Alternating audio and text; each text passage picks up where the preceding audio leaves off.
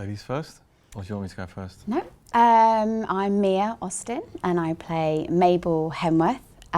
She's the kind of matriarch of the play, the sort of domineering force, I'd say, over everybody. Everyone's affected by her in some kind of way. And she's very much about keeping up appearances. She's consumed by that. I'm Matthew Ashford and I play Natty Hemworth, the put-upon husband of Mabel here.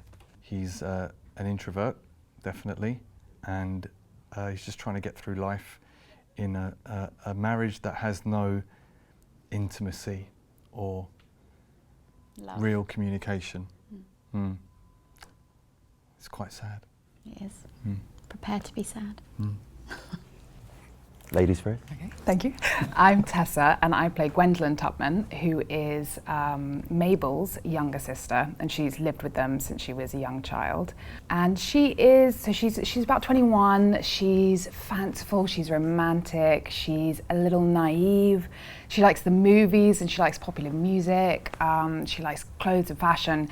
I think she's a lovely representation of a young woman excited to be entering the world as an adult. And I think that she faces a lot of challenges that would have been faced by young women of that time, and it can be a bit of a harsh shock, and there's a lot of risks and consequences to her actions that she just doesn't know is out there.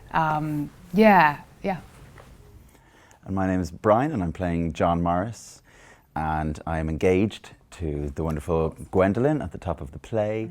And John, he is a bookshop owner. He's a bit of an outsider. We don't find out too much about his background. He's struggling a bit with the bookshop, but we were engaged after being together for about a week. It was a very quick engagement, and I think initially perhaps there was quite a physical attraction between them.